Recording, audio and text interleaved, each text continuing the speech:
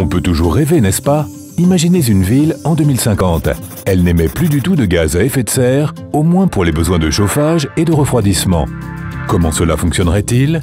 Les énergies fossiles ne seraient presque plus nécessaires. Le charbon et le pétrole auraient été remplacés depuis belle lurette. Quant au réseau de gaz naturel, il aurait été abandonné dans la majeure partie de la ville. Le reste du réseau ne fournirait plus que du gaz vert à certaines zones industrielles et certains quartiers du centre-ville.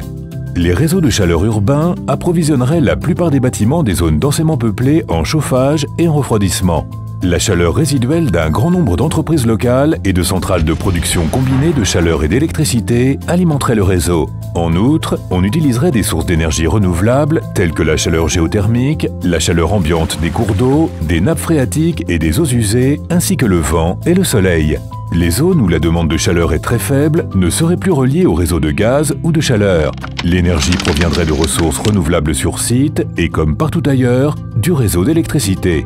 En outre, l'électricité permettrait de transporter les énergies renouvelables de la périphérie des zones métropolitaines vers des bâtiments adaptables énergétiquement et intelligents. Ce n'est pas qu'un rêve. En réalité, la planification énergétique intégrée vise à transformer l'infrastructure énergétique actuelle qui repose essentiellement sur les énergies fossiles et fissiles.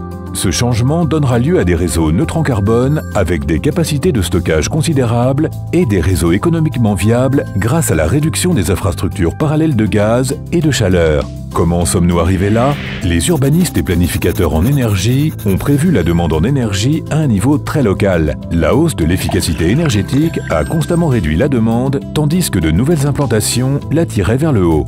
Suite, les sources d'énergie locales ont été systématiquement examinées pour voir si elles pouvaient approvisionner le voisinage. Des processus de planification adaptés et des réformes du cadre juridique et économique, là où la classe politique a un rôle à jouer, nous ont permis de garantir des conditions stables à long terme pour favoriser les investissements nécessaires. Voilà comment nous sommes en train de créer un avenir énergétique connecté et intelligent. En bref, une planification énergétique intégrée nous permettra de créer un avenir sans gaz à effet de serre et avec une infrastructure énergétique économiquement viable. Faisons de ce rêve une réalité.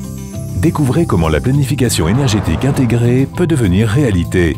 Amsterdam, Berlin, Paris, Stockholm, Vienne, Varsovie, Zaanstad et Zagreb l'ont fait en s'alliant dans le cadre d'un projet européen Horizon 2020. Venez trouver l'inspiration pour votre ville sur www.urbanlearning.eu.